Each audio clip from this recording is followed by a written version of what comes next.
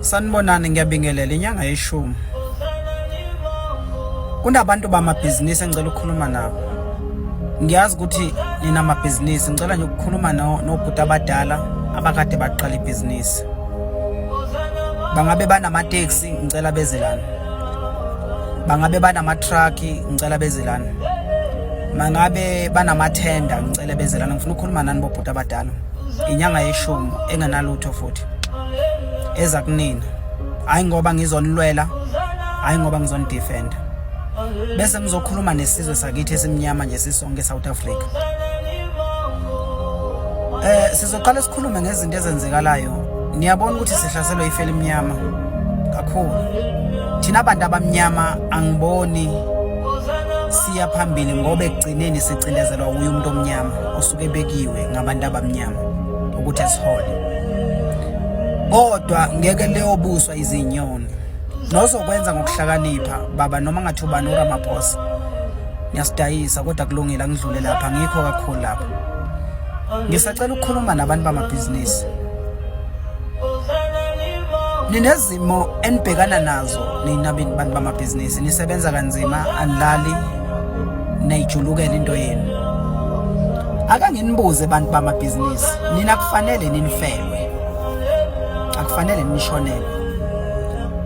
Akufanele nulinyalelwe umsebenzi wakho okusebenzelayo.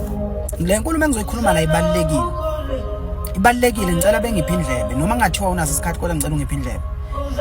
Inkinga ababhekana nayo osomabhizinisi babantu abamnyama akufanele befelwe bona emndenini, akufanele futhi efelwe emsebenzini.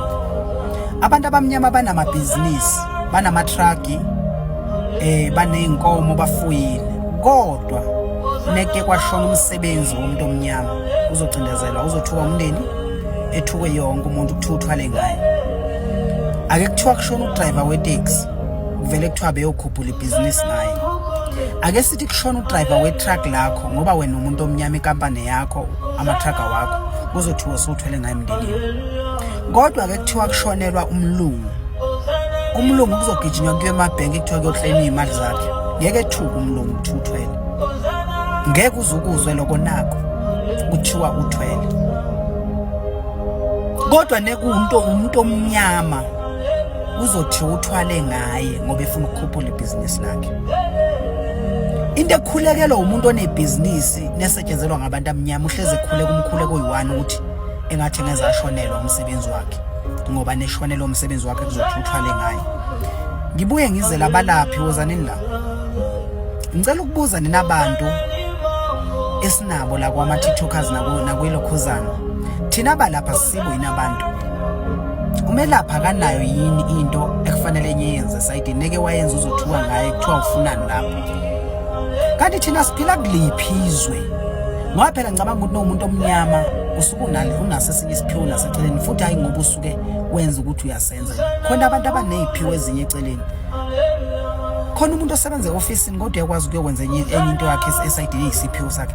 Yini thina abantu abamnyama nangabe sizoba neziphiwo zokhokho bethu? Kufanele simelwe nje izwi lokuthi kufanele wenze umsebenzi wokhokho bakho melana nesiphiwo. Khona abantu abanama-talent bafowethu bekhona kwesiphiwo sabantu abadala. Khona abantu abanamabhizinisi.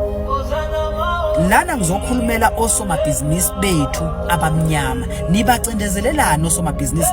Yini nina ama-family nangabe umuntu wakini eqashwe umuntu omnyama esebenzela umuntu omnyama neke washona sethwele? Ibhlungu lento eniyenzayo. Ngoba kumlungu anigijimi niyothi uthwale ngaye, nigijima niyoklema imali kumlungu. Anizwe angaze ngizwe nangoyedwa umuntu othi uyothuka umlungu ethi lo mlungu uthwele. Manje kunamakhampani ama-security. Amakhampani ama-security abantu abamnyama azothukwa ngaso sonke isikhathi, azoba nezici ezizoba khona kubona. Kodwa inkampani yomlungu ngeke ibe nesici. Why nifuna ukubulala inhliziyo zamaphupho abantu abamnyama? Why nifuna ukubulala inhliziyo zabantu abanephupho lakubo? Ngicela ukubuza abantu bakithi. uShembe yena kayena yini umuntu ngoba noShembe nekwenzeka into kuShembe uzothukwa.